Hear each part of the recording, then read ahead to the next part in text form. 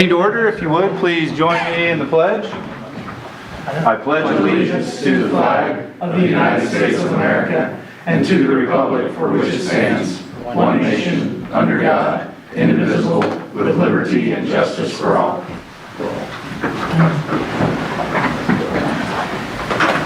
Pam, would you do a roll call, please? Mayor Kime. Here. Alderwoman Dobbs. Here. Alderman Fahey. Here. Alderman Donovan. Here. Alderman Huey. Here. Alderman Eidman. Here. Alderman Ross. Alderman Prince. Here. Alderman Steiger. Here. Mayor, we have a quorum. Thank you very much. At this time, I will look for approval of tonight's agenda. Mayor, move to amend the agenda to move public comments up to before presentation and awards. Okay. Basically next. Okay, so I have a motion to approve the agenda with the exception of moving public comment to prior to presentation and awards. Second. Okay, I have a second. All in favor? Aye. Any opposed? Okay, and with that being said, I believe we have, I'll open up the floor to public comment and I'll let Kathy and her group come on up. Hi, my name is Kathy Kreitler. I'm the domestic violence advocate, and we're here tonight to acknowledge Chief Halleck. He's been here with us for a year, and I wanted to let everybody know that he has had an open door policy with us. He's been very cooperative with us, and anytime we've needed anything, he's been there.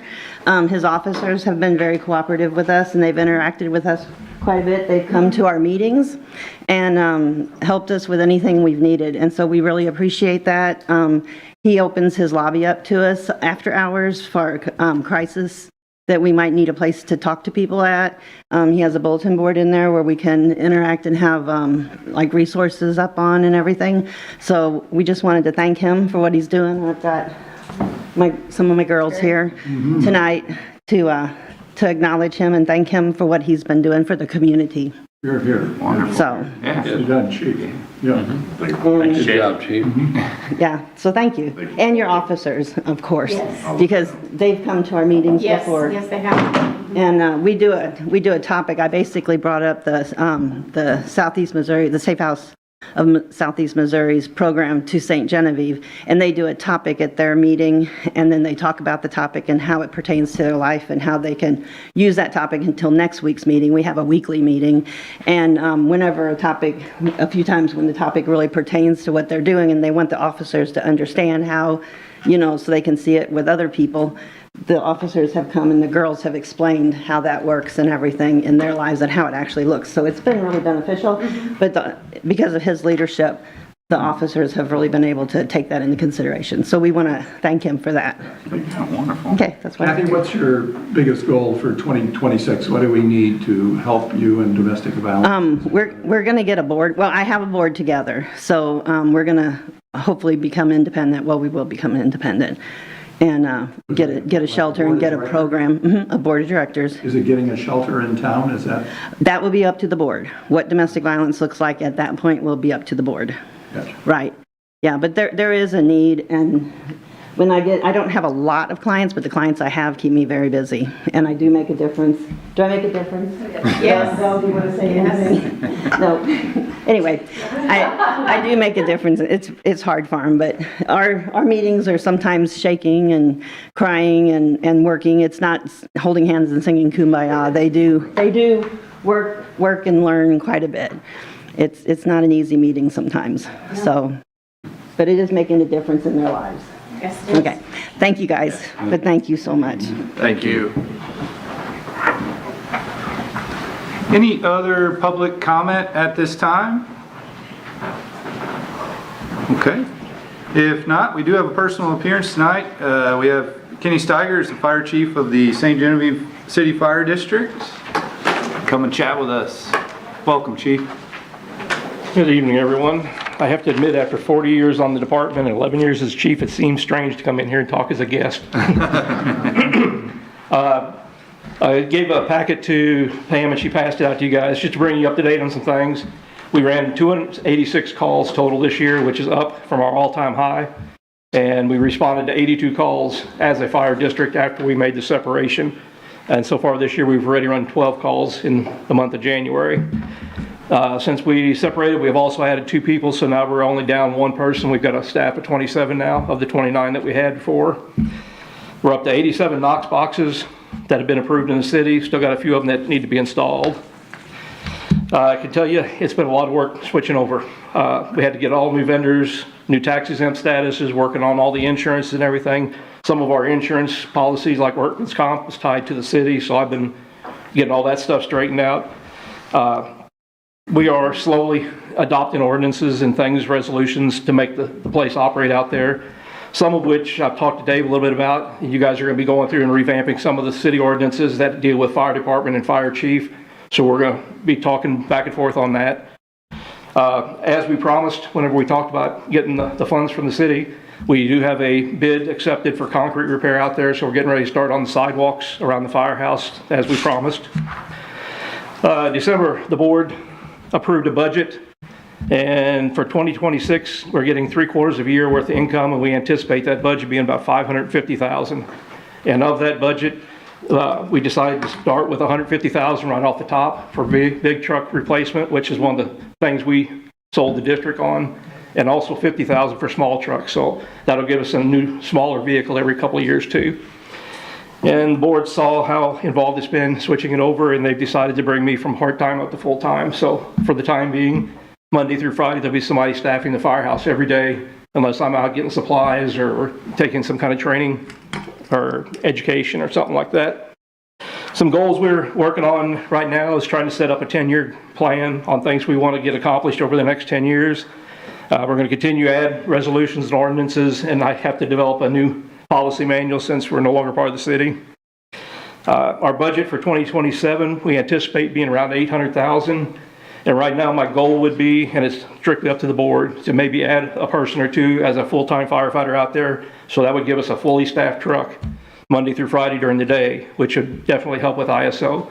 But that's going to be income dependent and whether the board wants to follow through with that. And one of our goals obviously is to increase or improve our ISO rating. We're currently a 4. We're hoping that with some changes we made out there and the increased incomes and manure equipment and maybe getting a couple people hired, we may be able to get to a 3. We're hoping, but it's not going to be an overnight process. Just letting you guys know, City Hall is pretty much aware of it, that I've been trying to work closely with the city yet. I still continue to come to department head meetings and sit down and talk about what we're doing, so we're keeping in the loop there. I talk almost daily with Gene about building inspections and things like that.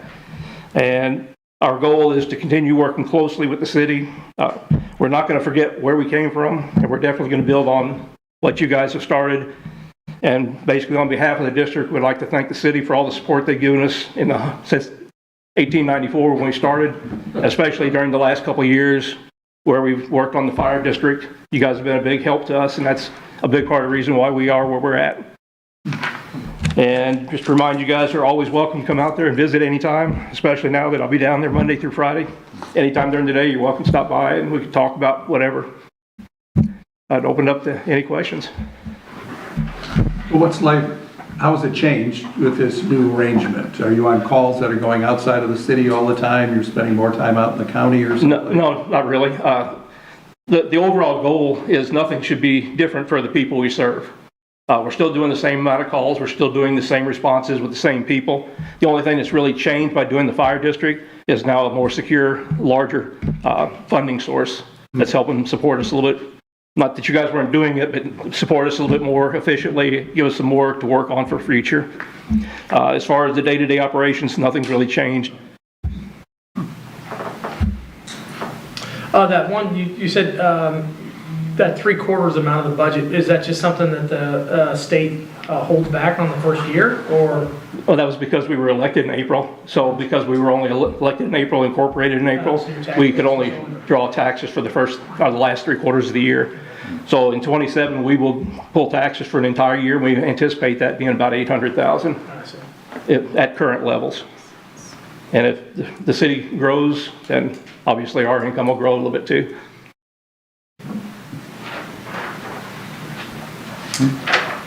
Any other questions? Any other questions for Chief? Well, we appreciate the support, and we'll continue to work with you guys, and you're welcome anytime. Thank you, Chief. Thanks, Chief. right. Next up tonight, we will move along to our city administrator report.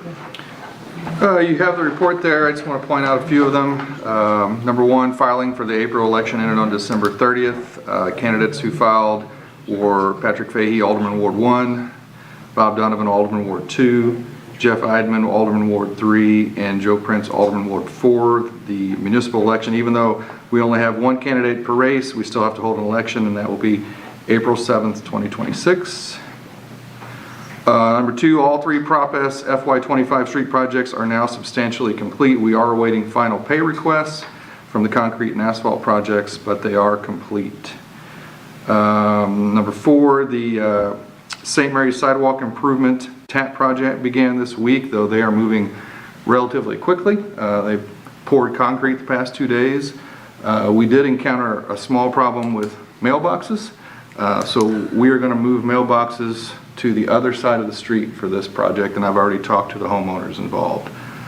So the mailboxes were included in the sidewalk, but you have to have 4 foot behind the sidewalk, and most mailboxes are not 12 inches. It's a 5-foot sidewalk. That would have caused a problem. So I worked with the postmaster today, the contractor, and Cochran, and we're going to flip them to the other side. That's not an increased cost. He's moving them anyway.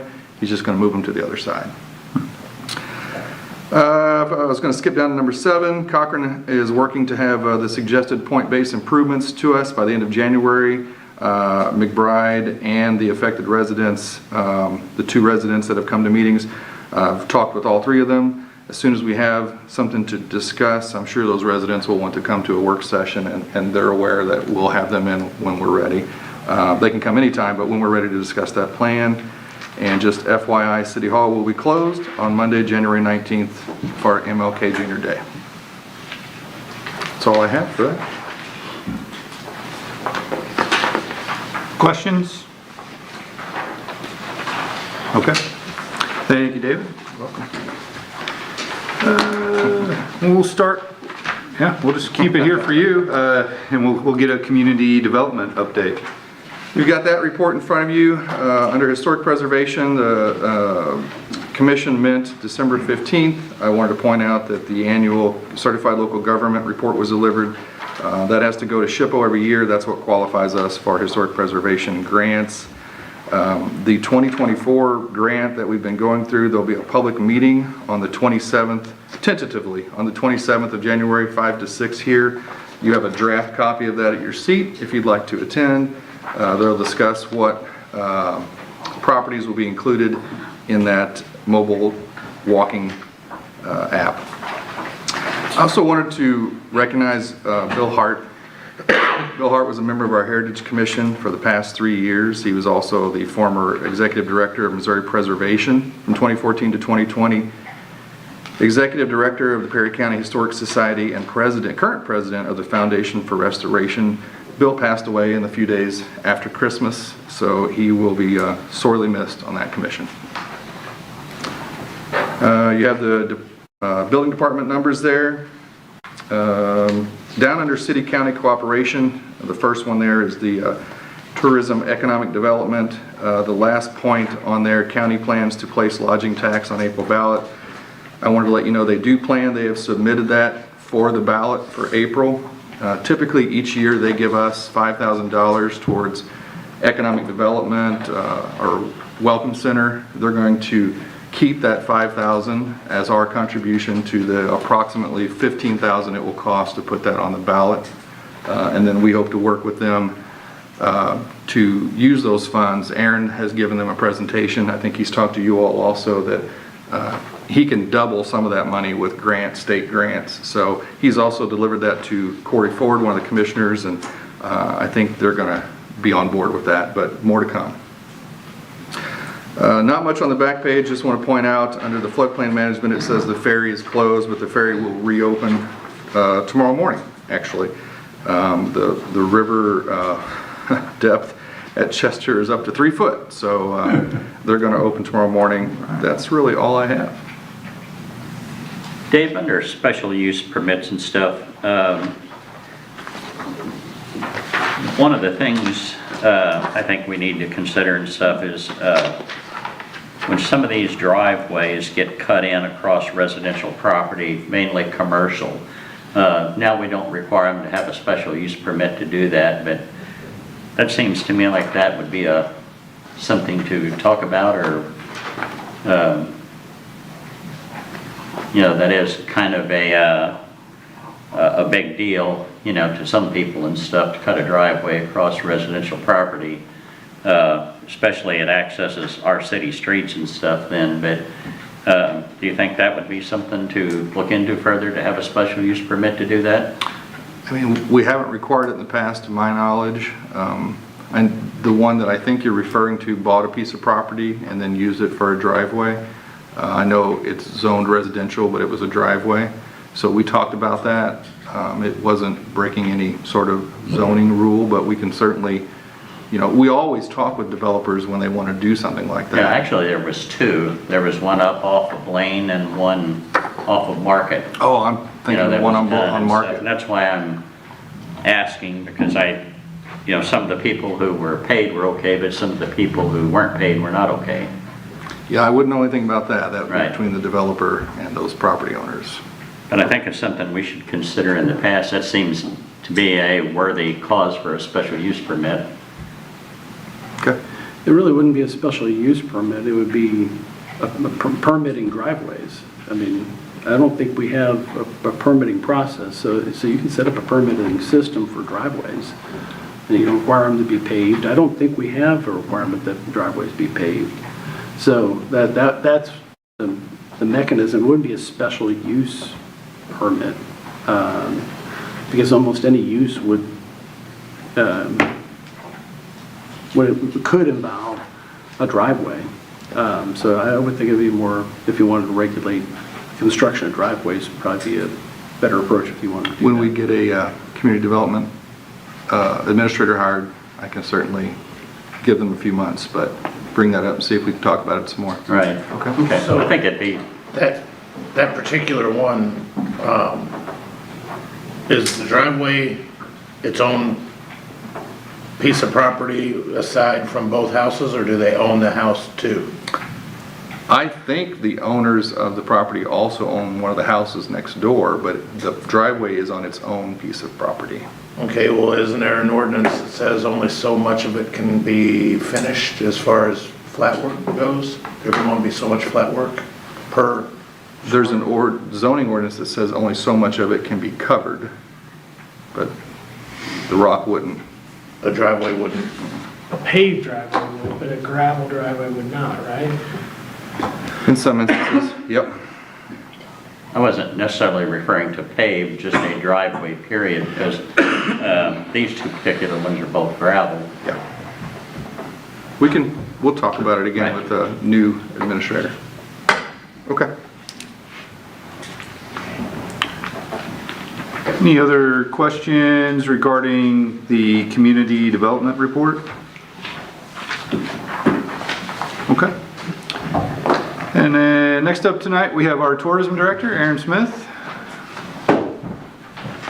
Hey everyone, Happy New Year. Happy New Year. Also want to say it's been a pleasure working with David Bova as our new city administrator. He's been super involved with tourism, and I think he's getting a lot of great things done. So, as you can hear in his reports.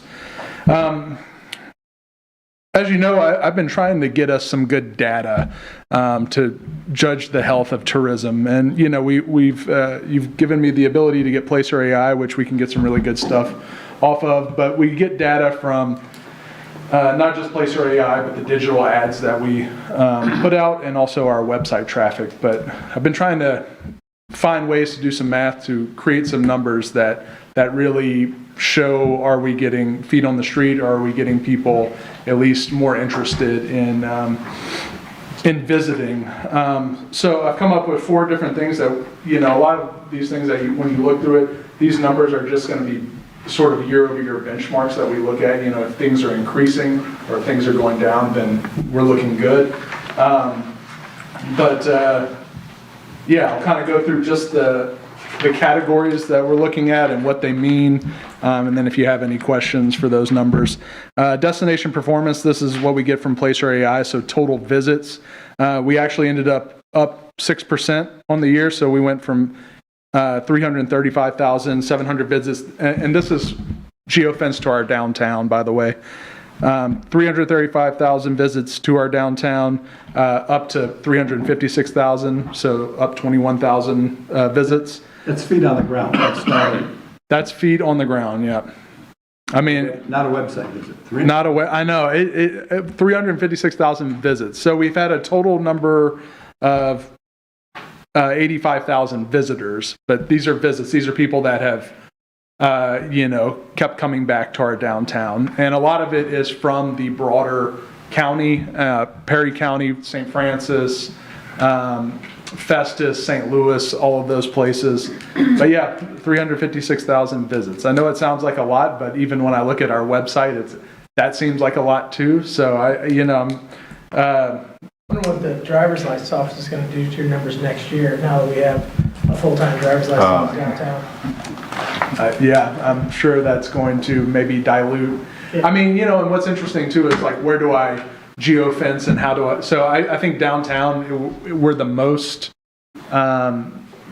sort of tourist dependent, you know what I mean? If I geofence the whole city, well, then you've really diluted things. So yeah, the driver's license office might do that.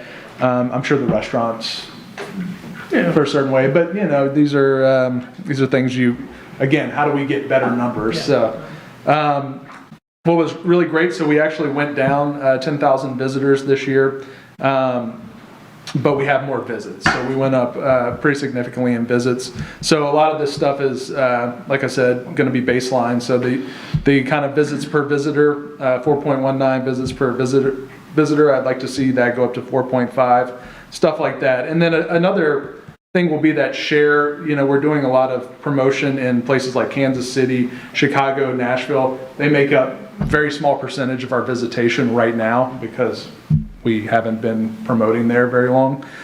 So I'd like to see those numbers go up. So we're looking at this again as baseline numbers to see, hey, is this working year over year?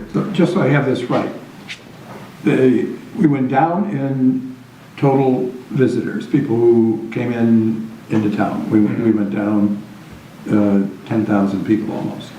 But you're saying that they came back more frequently, they didn't get counted twice as coming back? Did you just come here once? You just come here once? Yeah. That's a good question. And maybe not a good question. Maybe I just don't know how to explain this. Yes, these phones are getting counted on separate visits down the line, sort of thing. So the 85,000 is the unique visitors, but that person might have came back different days to get to that 300. Exactly. So people are finding their stay here, whether it's what Brock and Sarah's are doing downtown, making it just a lot better for people to come downtown and stay downtown, and all of the different events and concerts that the Oris is having, or whether it's the way I'm describing what the town offers and it aligning better. It's whatever's happening, we're driving more visits per visitor. Just to say, we went down in visitors, but 5,000 of that, we had 5,000 more visitors to Jour de Fête last year because of that wonderful 78-degree during the day weather in August, which, and then 3,000 for the eclipse. Yeah, so that's 8,000 visitors right there. So, and I've gone to a number of different conferences that say, we're looking nationwide, like tourism's down about 7%.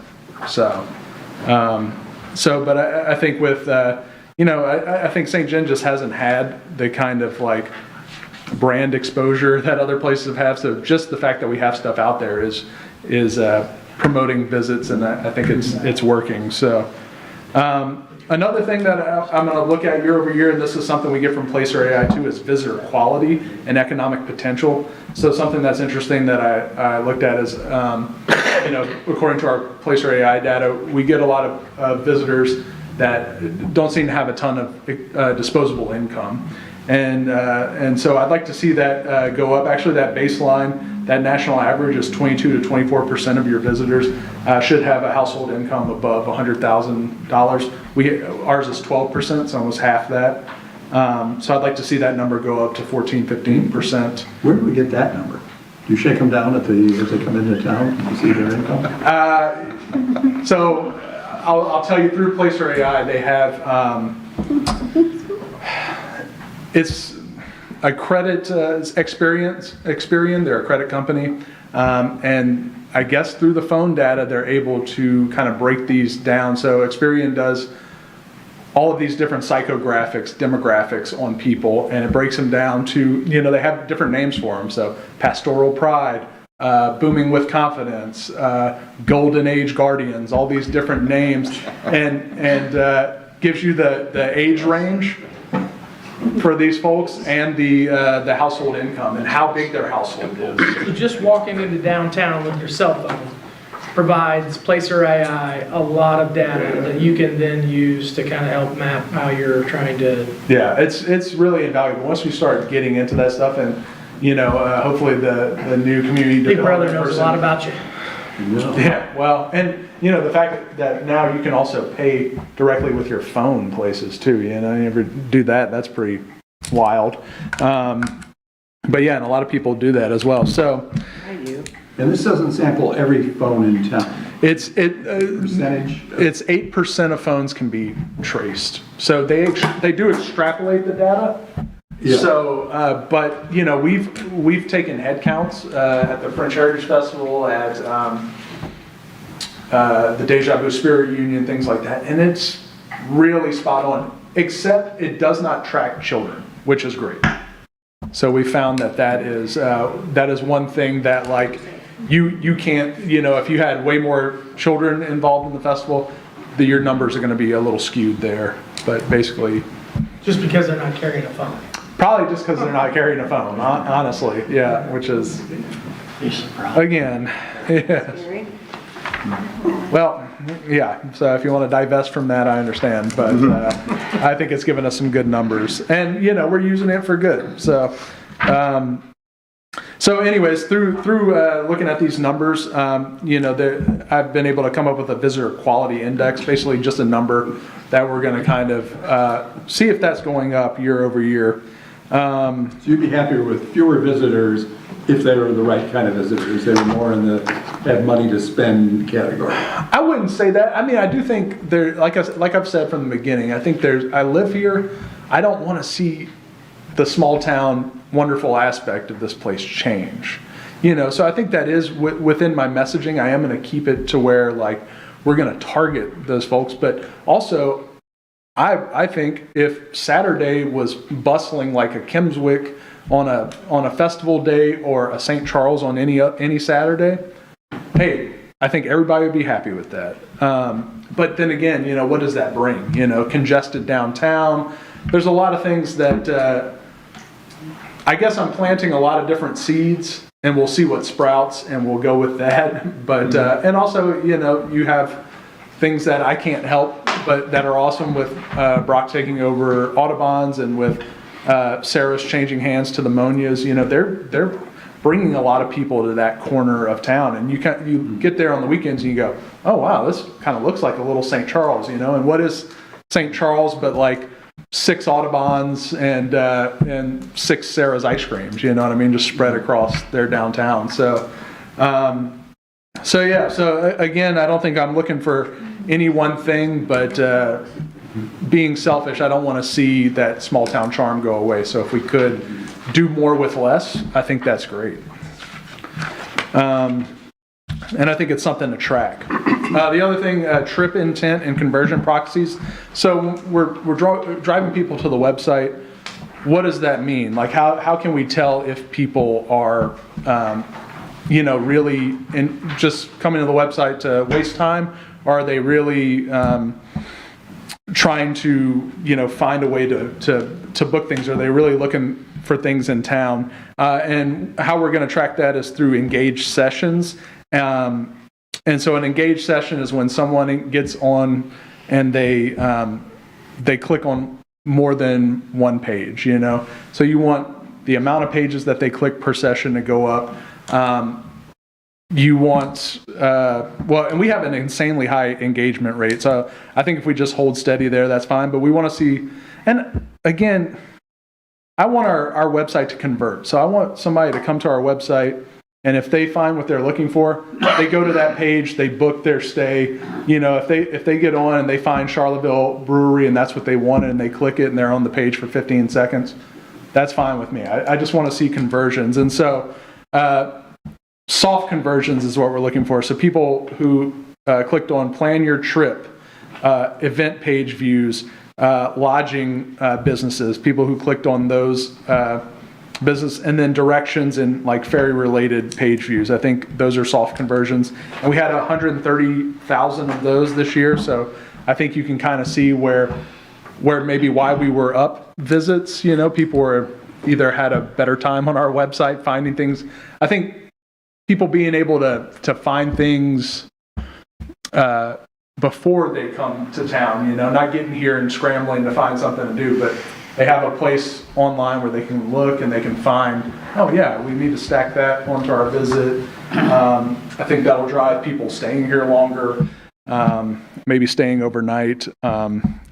But yeah, I can see why there were more visits. I think, you know, maybe we can correlate some of this. And then the other thing is marketing efficiency and reach. Basically, I just want to keep the costs down. And we're actually extremely efficient in a lot of different areas. Our cost per click rate on Meta and Google is way below the industry average. So we basically spend 38 cents per engaged session, which means somebody from Kansas City sees our ad, they click on our website, and they spend time on our website clicking through different pages. We spend 38 cents per engaged session. So I think that's pretty cool to know. Again, this is more year over year stuff that we're going to be looking at to see how well we're doing, and yeah, but these are the numbers I came up with. Hope they're useful. Hope they're give you some food for thought. I'm sure you guys are done with me, so. Not really. Aaron, I've seen it's been popping up around that this 250th anniversary thing is starting to spread, you know, around, and I've noticed some towns around us have started to put something together. Is that something we've thought about, or? That's what we're doing that right now. So if you look on our website, you can find our US 250 page. Maybe we need to get some stuff out within the community, but we get together with people who are planning that, myself, Ronnie and Justine Rayfield, the National Park, the State Historic Site, and the Center for French Colonial Life are really spearheading that. And we're going to basically kind of close off the same sort of pathway that we do for the French Heritage Festival, add on the Felix Vallée Historic Site. And Ronnie and Justine have been able to bring in some really high caliber reenactors. So we have the George Washington from Mount Vernon coming to town. So the guy who plays George Washington on a daily basis will be here. Bernardo Galvez, who was the governor of this territory, we have hit the premier reenactor of him coming from California. We've got a number of French, Spanish, and English militias coming. We have a Osage Native American sort of camp coming as well. Sampson Historical, who are they're the leaders in sort of selling colonial era goods and costumes and things like that. They'll be here set up. So yeah, we've got a good little thing going on. When is this? This will be May 30th and May 31st. So Of this year? Of this year. Yeah, that's where 250 years since what? Since 1776, huh? So it's the national something? Yeah. The national. Gotcha. Yeah, and we're doing it in conjunction with the Battle of Fort San Carlos. So every year on, there's a commemoration of that by the Daughters of the American Revolution. And so. If we're done with that, then the next one is the 300-year anniversary in 2035. Right? Yeah. Yeah, working on that too, tentatively. I hope we could probably, the way I've been thinking about parsing that one out is maybe getting some things done starting in 2027 to lead up to that, and piecing that out. But I'll let you know when my schedule frees up for that. Get young people on that. Yeah, we're gonna work on that. Yeah. You said all that's gonna be on the website? Is it already on there? The US 250 stuff is on there. Yeah. You can have mine. So I'll just maybe make a quick announcement about Visit St. John and putting events on.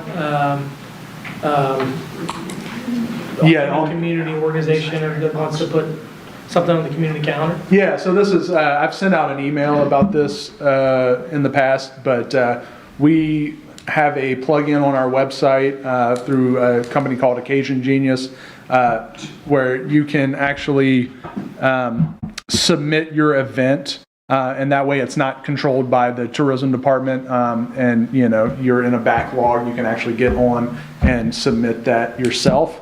So if any organization has an event that they don't think is getting seen, or you're waiting for me to put something on, you can actually get on and put that on yourself. So, Do you have any plans on getting that out any other way but the website? I'm thinking about doing a handout, just a paper handout that people can. Social media? We do a lot of that stuff. So the only other thing I'm thinking is a newsletter, but that will cost money. It's one of those things like I'm wishing I had time to do a newsletter, but I just don't. So I'm working with YPR agency. They're going to give me a quote on what it would cost to do a monthly newsletter. So we do the weekly on social media. We do the weekly. Here's the events, right? We do it on Facebook and we do it on Instagram. And so weekly, you can see the list of events. There's normally a lot, so you have to go in the comments even to see the whole list. But as far as for 2 months out, 3 months out, it's mostly going on the website. And so, or people putting out these individual organizations that put on these events. They have stuff at the Welcome Center. They have stuff in Windows. Well, I just feel like for a lot of the locals, they're asking a lot of questions a lot because they're not getting the data that they really want. That it's not getting circulated enough on social media to where they're asking a lot of questions all the time of people. Well, social media has gotten to a point, and you have to understand, if you post something, not all of your followers are going to see it now because Meta and Instagram want you to pay for that.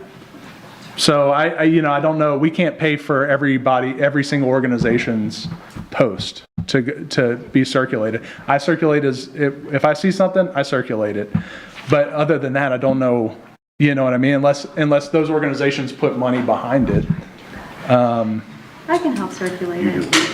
Well, there we go. But I don't know. I think we're doing we're doing a lot and all we can. Like I said, I think a newsletter might help. That would go out via email to people. Don't you also share that information at downtown St. John meetings and TTC meetings Oh, absolutely, yeah. So we talk about upcoming events at all our TTC meetings. And the ability to enter events on occasion. Yeah, actually, that's been the topic for the past 3 or 4 months, maybe longer. So. And we're troubleshooting. There's also a lot of hey, what was seen? Did this get seen? So, a lot of this is less than a year old. We implemented this in July, so it's not even really a half a year old. So, you have a comment on that? I'm good. Okay. Any other questions for Aaron? I thought you guys were sick of me, but apparently you wanted more. All right. Thank you very much, Aaron. Absolutely. All right. We move public comment, so that will take us down to tonight's consent agenda. To approve. Second. Okay, I have a motion and a second. All in favor? Aye. Any opposed? Thank you. Take us to some old business. This is a second reading of Bill number 4702. This is an ordinance authorizing the mayor to execute a proposal for professional services with Taylor Engineering to provide construction engineering services for a project to expand Crestlawn Cemetery. Dave, I had one question. Could you refresh my memory on what we were talking about, the proposed cost for that whole project? Did we have a number? Yeah, I thought I sent you the budget for that, but I don't have it off the top of my head. But the cemetery itself was budgeted. This is part of that Right. cost.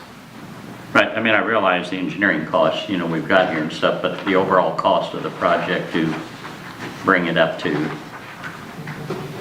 Yep. what we're looking for. Well, I don't have that number with me right now, but Okay. when we go out to bid, I'll certainly share it with you. Okay. I mean, we'll have to make sure it comes in line. Taylor has already shared that they think what we've budgeted will fit. I apologize, I don't have that number with me. Yeah, no, that's fine. Motion to approve? Second. Okay, I have a motion and a second. Pam, would you do a roll call, please? Alderman Steiger. Yes. Alderman Prince. Yes. Alderman Eidman. Alderman Huey. Yes. Alderman Donovan. Yes. Alderman Fahy. Yes. Alderwoman Dobbs. Yes. 7 yes, 0 no's, 1 absent. Bill number 4702 now becomes ordinance 4624. Thank you very much. Move along to some new business tonight. First up, we have Resolution 2026-09. This is a resolution reappointing Tom Hooper to the St. Genevieve Heritage Commission. Move to approve. Second. Okay, I have a motion and a second. All in favor? Aye. Any opposed? Okay. Then last up tonight, we have approval of the low bid of SRS Superior Roofing Strategies in the amount of $28,757.88 for the water treatment plant roof repairs. Dave, I got a question about that also. Is there a time frame? So they'll have to be done within 30 days of us giving them notice to proceed. I wouldn't anticipate giving that to them until March or April when the weather is better. Did you see that? That answers a big question there because a number of years in the commercial roofing and stuff, they are very prone to humidity and temperature to do this and stuff, so that's key. Yeah, yes. And I've spoken with SRS, they're aware of that, and they'll, it won't be until that time frame, so the weather improves. Is that a new roof or repairing the old roof? It's a coating for the existing roof. Once they go through, make sure all the fasteners are good or replaced, they'll also take out the 8 solar panels and replace them with a panel, because that's where a lot of the leaks are occurring. Not solar panels, skylights, thank you. So this is just a spray type of coating? Yes, mule hide. Move to approve. If they approve this, then we'll come back with a contract next time. This is not approving the contract.